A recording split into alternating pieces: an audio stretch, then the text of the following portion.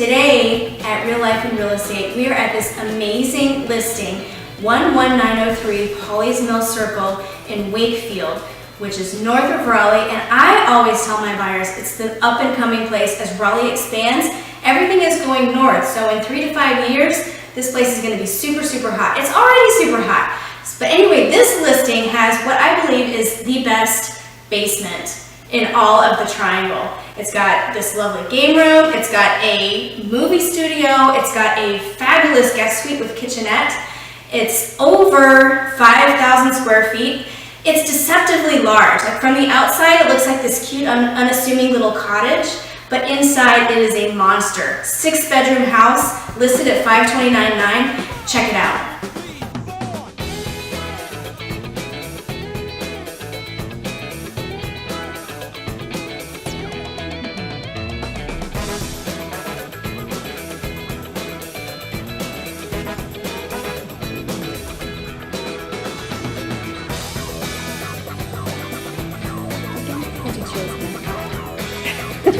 Cheers.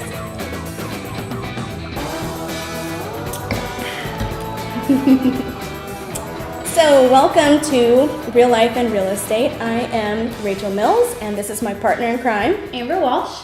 And we are both with eXp Realty, and we'd love to be your realtor. So give us a call if you like what you hear, like what you see. So today on our episode, we're going to talk about a few issues. We're going to talk about all things disclosures. How to read them, what to look for, what's required, what's not required, and is your realtor up to something sneaky if the first time you meet her, she puts in front of you a working with real estate agents form and asks you to sign it? Is that sneaky? We're also going to talk about private road maintenance agreements and the issues around that. It sounds pretty dry, but actually it can seriously mess up a closing. I've seen it happen. And then at the end of today's episode, we're going to talk a little bit about stigmatized listings and haunted houses and stuff like that. So, on to disclosures. So, let me ask you, Amber. Okay. My question that I just asked, is your realtor up to something sneaky if she puts that working with real estate agents form in front of you the first time you meet? If that is the form, no. I know personally, I don't like when I first meet with someone and I feel like they're trying to close me. And right away, people may think that. However, the working with real estate agents disclosure is to legally protect the client and the agent. It goes over agency. It just goes over who's representing who. Mm-hmm. If you do not have an agency agreement with me, then I have to go ahead and tell you I'm representing the seller.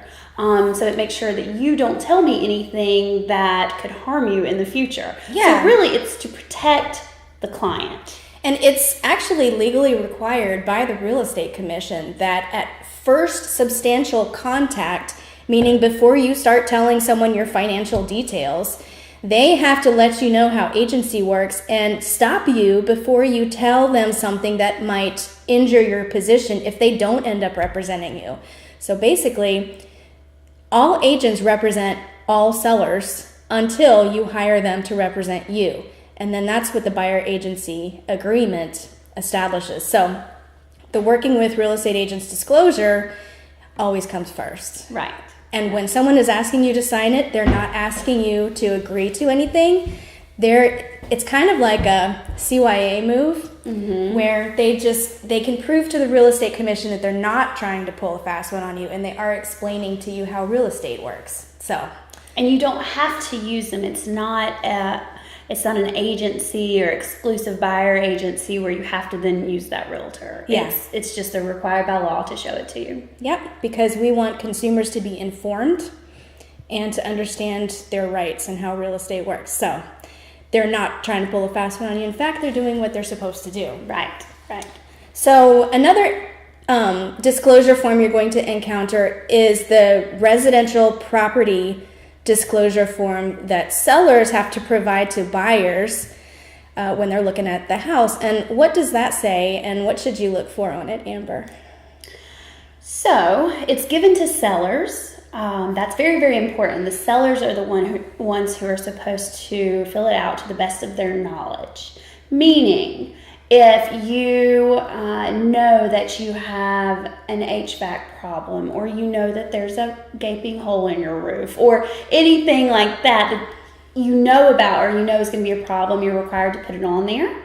And by required, I mean you should put it on there. You have yes, no, and no representation. Now, you can always put no representation as a seller to kind of protect yourself. But if you know of a problem and you say there's no problem, then that's where you're going to get yourself in a lawsuit. Right. You can say no representation, and that means, it can mean I don't know, or it can just mean I prefer not to say. But if you know of a problem and you disclose that the problem doesn't exist, you're in big trouble. So the safest thing to do, and what most sellers do, is they put no representation. And I wouldn't say most sellers do that, but a lot of them do. A lot of them do. And it's for various reasons. Right. And you're right. I wouldn't say most, because if people know of something, they're genuinely honest most of the time. Mm-hmm. No representation is usually because someone told them, hey, you can just put no representation for everything, and then you can't be held liable. Now, do you think that's a red flag to buyers? I think it is. I think so too. I think it is. I would not recommend them. I would never tell my clients to do that, but I'm also not supposed to tell my clients how to fill it out. Yeah, that's the thing, is agents are not supposed to help with filling out that form. They're supposed to put it in front of the seller and say, here, fill this out, and then back off. Right.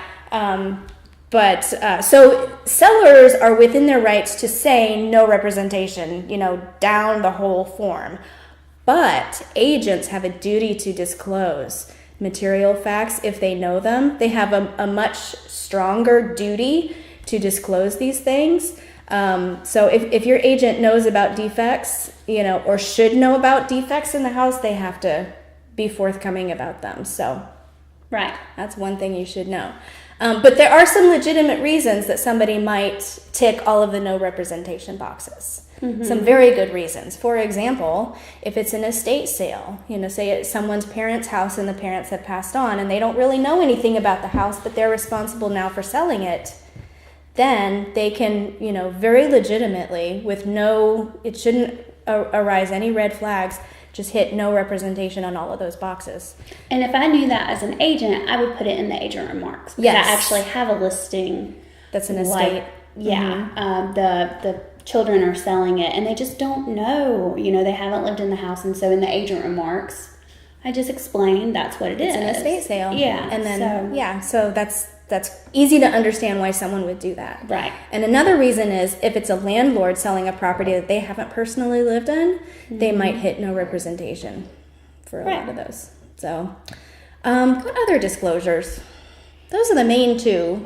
Residential property, mineral oil and gas. The mineral and gas. That's the, what I call the Ted Clampett. Well, I will be calling it that now, so I like it. When my sellers ask, what is this about? I'm like, okay, so has Exxon or another oil company knocked on your door during the time you've owned this property and said, hey, we'd like to buy the oil rights to your property?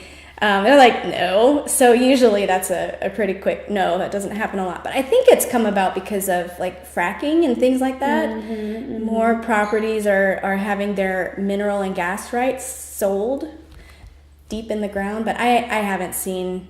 Have you seen anything other than just the standard? No, it's not common. It's not common. But better be safe than sorry. We're required to have it signed and to ask. It is required. In this area, it means almost nothing, but it is required. There are two other disclosures that I think are very, very important. The wire fraud disclosure. Yes. Right now, I think that is probably the most important. It is. Yeah. Oh my gosh, that's a whole issue. We should just rejigger the show and talk about wire fraud. Yeah. Oh my gosh, that's such a big deal these days. It's huge now. And I have heard terrible horror stories. Me too. Yeah. So there's a wire fraud disclosure form. It's only one page. Your agent should go over it with you. It's easy to understand, but it should be talked about. Yes. What I tell my clients is if you get an email asking for money from me, the lawyer, or anyone, your mother, I don't care. If you get an email asking for money, pick up the phone and call me to verify, or call the agent, or call the attorney, your mom. Because hackers will hack into email accounts of real estate attorneys, real estate agents. They will literally lurk. Lenders? Lenders. And they will follow a transaction and the emails that get exchanged. And then at the critical moment, like right before closing, they'll swoop in and say, hey, the account information that you need to wire the money has changed. Change the wiring number to such and such. Okay, thanks, bye. And you're like, oh, well, that came from my agent, or that came from my attorney. No problem. And all of a sudden you have wired your closing funds to Nigeria and you have no idea. And you call the agent and you're like, what happened? Where's my money? Why didn't it arrive? And it's like, and there's actually very little that can be done. Very little. I've heard, luckily it's never happened to my clients, because I've heard these horror stories and I make sure that they are very well informed of what's out there. You just have to be careful. You really have to be careful. You have to be suspicious, like trust no one. Unfortunately, with identity theft, because they're stealing the identity of the realtor or the attorney. They're stealing their emails, and they get thousands of dollars this way. I had an attorney tell me the other day it happened, and $40,000 just gone. Yeah, and it's international, so you're stuck basically waiting for, the FBI to try to claw it back. Right. Good luck. Right. Wow. So, that one's huge. That's huge. Yeah.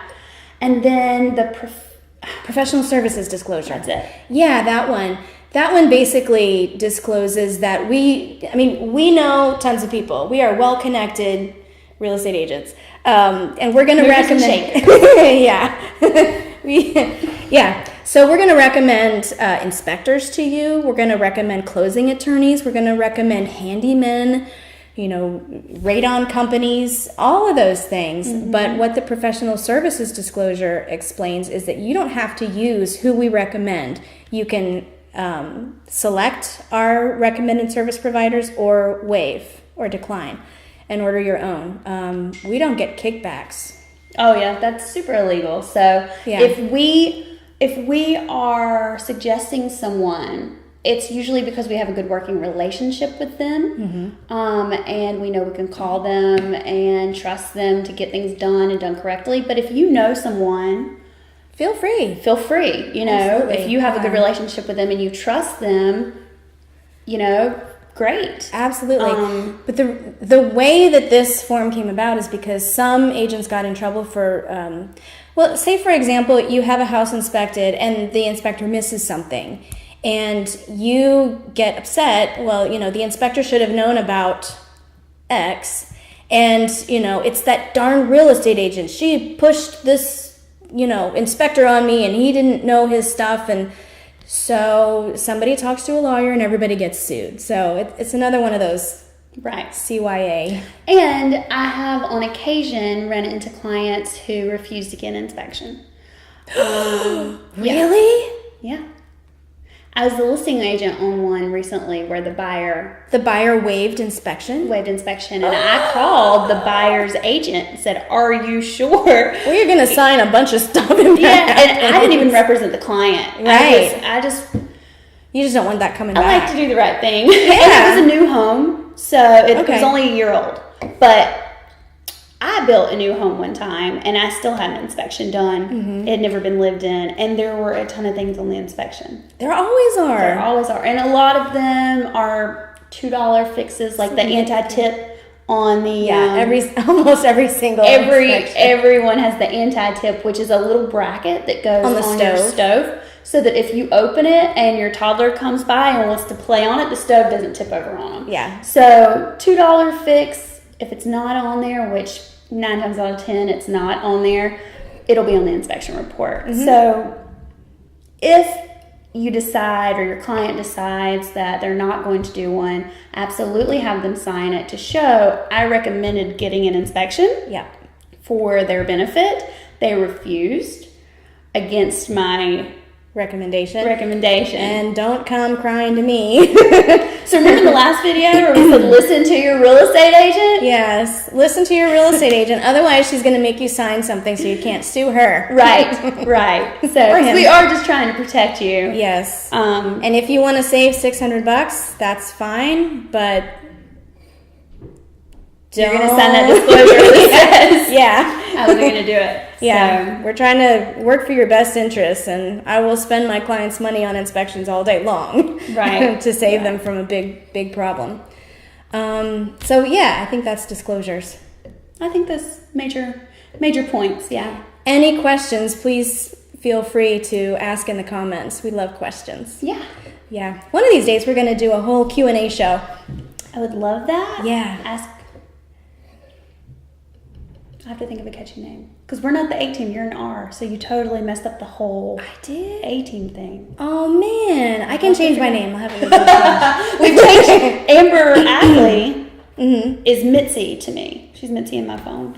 I'm Amber. So we had to change her name. Yeah, that's a problem. Too many Ambers. We won't change your name, Rachel. Okay.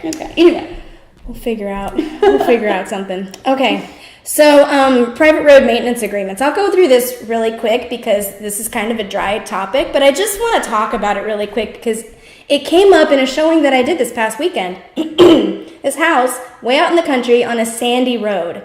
You know, sometimes you'll see houses like that on like a gravel road or something, and the state's probably not maintaining that road. The homeowners are that live down that road. And this house shared this private road with maybe 5 or 6 other houses that are on down the road.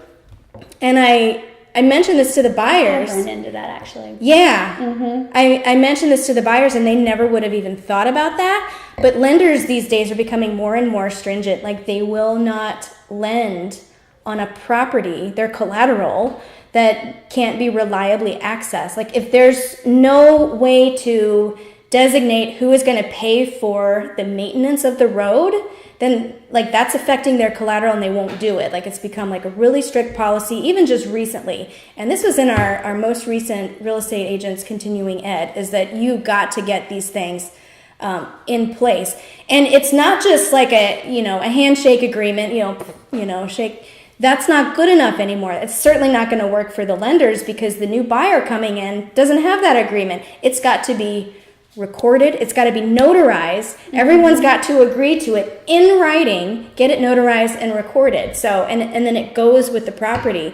So if you're getting close to the closing table and you don't have that and the underwriter says, excuse me, like you have days to get all of the neighbors together, get them to the bank, and sometimes like these issues will come up last minute, like, well, I live at the front of the road. Like, I only use 10% of the road, and I should only have to pay for 10% of the maintenance. Like, it's not always 50-50. And there is no hard and fast rule for this. It's just, whatever everyone agrees to. Mm-hmm. So, I mean, it would be fair if the person who lives a tenth of a mile in pays 10%, and the guy who lives all the way at the end of the 1 mile road, pays a much larger share. But you've got to agree to that. And if one neighbor is leaving and trying to get everyone to shake hands on it, it can kill a sale. Oh yeah. I had a situation where we had that. Yeah. The listing agent was wonderful and he already had all of that taken care of. Perfect. I love working with that agent. I work with him all the time. He's great. He'll do, if you're near the airport, another thing to think about is you got to have the noise. Oh yeah, the aircraft noise disclosure. Right out there in RDU, there's another and disclosure. lead paint. We didn't talk about that, but anyway. Now we're thinking of all this. So another thing about this private road maintenance agreement is it was a plot of land. They had the road maintenance agreement, all was good, and then my buyer was considering getting it rezoned for commercial use. Oh. So in that case, if they were to get it rezoned, it would be used for the commercial use, would they have to build another road for that? Would they have to pave that road? Would the new buyers be the one to pay for the paving of that road? Because they would be the only ones using it for commercial use, while the rest of them were using for residential. Wow. So that was a whole thing. You'll get to have it rezoned, so I'll let you know how that works out. That's a fun problem. Yeah. Wow. So, but they're all great. All the neighbors are wonderful, luckily, and so we'll deal with it as it comes. Yeah. But yeah, it's important. It is. And I had a train, got off the tracks. What was I going to talk about? Anyway, yes.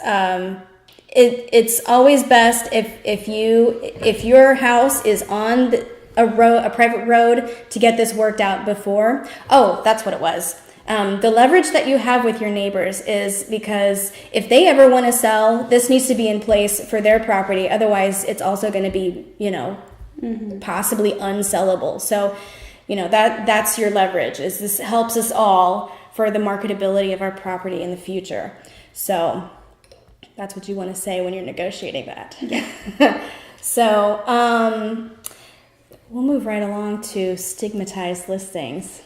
Okay, so tell me all about this story. Okay, so I've been into true crime, on my Netflix lately. I just finished Making a Murderer, and so excited to talk to you about that. Oh my gosh, yeah. I love Zellner. Oh my gosh, she's so cool. Love her. I'm like 3 years late to the game, but it just meant that I got to binge season 1 and season 2 like right back to back.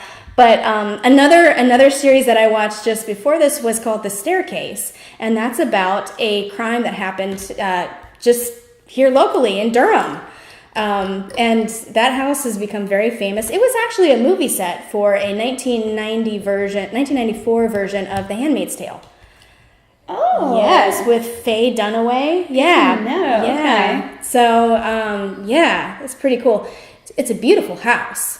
We should go look at it. We should drive by. I mean, it's become like a pilgrimage spot. Yeah. A lot of people drive by, I bet. But it's changed hands twice since the murder of... So tell us what happened. Yeah. So Michael Peterson, author, this was a big case. Supposedly killed his wife. Big, gory, bloody scene at the bottom of a staircase. So they figured... that he pushed her down the stairs or something, beat her, whatever. He swears up and down he didn't do it. And there's this whole big trial. He was wealthy enough to have like a dream team of attorneys, and I have to say they did a fantastic job. They're like Kathleen, or what's her name? Zellner. Zellner, yeah. It's Kathleen Zellner, I think. Yeah. Yeah. But yeah, they did a bang up job, and they eventually got him a plea.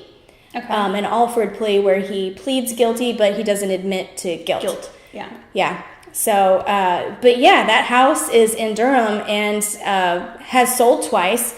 And it's really interesting what happens to these houses. Like in news articles about this issue, you'll also find the house where JonBenet Ramsey was found. Mm-hmm. And that has sold a couple of times. And there's actually people that are attracted to those listings. And I'm like, what? Are they just like ghosts? I mean, some people do. Actually, the woman who lives there right now is like a psychic, so she's all into that. She's probably asking Kathleen, what happened? What happened? And I know what happened. It was owls. It was definitely owls. That must have been it. But I mean, if you look at the evidence, okay, you got to watch it. But I mean, look at the owl theory. It's totally plausible. I have not heard the owl theory. I mean, because neither side has a good explanation for what happened. It didn't seem like she just fell down the stairs. And it didn't seem like she was beaten at all because she's got these gaping head wounds, but no broken bones. Like, how do you cause that much blood and not break a single bone? It doesn't make any sense. Mm-mm. Owls make sense. Like, people laugh, but I mean, I'm gonna go watch it tonight. So yeah, you have know to. What you're talking about. But I mean, this is why I love true crime, is because the truth is always stranger than fiction. Yeah, it's like, who would have thought an owl? Yeah. But I mean, it's very sad what happened to her. But I do not think he's guilty. I think he's, kind of not a very sympathetic character because he's kind of arrogant and full of himself, but that doesn't mean... That doesn't make you a murderer. No. Yeah. Anyway, So stigmatized listing, it's actually not a material fact. It's not required in North Carolina to be disclosed if someone has been murdered in a house. Now, when you say that, you mean you don't have to come up and say, hey, just so you know, someone was killed in here. Right. Let's enter. Now, if in this house a client says, nobody died here or anything, did they? Then do you have to tell them? I don't know. I think if you know, you'd probably have to. You can tell them at that point, or you can say, I'd rather not discuss it. Huh. So you can basically no representation it. Yeah. But you can't lie. Yeah. Yeah. So, never lie. Never lie. Never lie, obviously. But it's one of those things that you are not required to tell. But if you are asked, you're not required to tell. You can say you can do your own investigation. I'm going to have to Right. let you do your own investigation on that. Yeah. Right. Wow. So. But yeah, some people really like those kinds of listings because you can get a deal. This house sold for like in the 600s and it's valued at 1.4 million. So yeah, that's quite a discount. I would buy that house. Yeah. Let's be honest. I'll take the deal. ghost. Yeah. I love a deal. But anyway, yeah, stigmatized listings. And it's not just murders. It can be, other crimes or, properties can become stigmatized for various reasons. I bought one. Did you? I forgot about that, yeah. My first house was a foreclosure that I found out later was stigmatized because there had been criminal activity. It had been rented out. It was a beautiful home. Just torn apart, but gorgeous home, right in Cary, great location. I was just over the moon that I got this house at the price I did. Yeah. Well, there was some trafficking going on between North Carolina and Florida, according to the neighbors, and I could definitely see that from the condition that the house was in, But you don't have a case against anyone for not telling you. And I don't care. Mm-hmm. I got a great deal, and I redid the house, and you removed the stigma. You burned some sage. And it's beautiful now, and I wish I'd never sold it, but it was a great deal, and I made a lot of money off of it. Good job. People like me, we really don't care if it's stigmatized. Yeah. And people in the neighborhood were happy that I bought it and brought up the value of the neighborhood. Sure. Yeah. That's all it needs, just a little TLC. Yeah. Okay. Well, I think that about does it for today. Yeah. Thank you for your time and discussing disclosures, and thank you for letting us shoot in the house. And keep watching. We'll bring more episodes to you, maybe every couple weeks, something like that, as time allows. And feel free to ask questions in the comments and share this video. Thank you. Thank you. Bye-bye.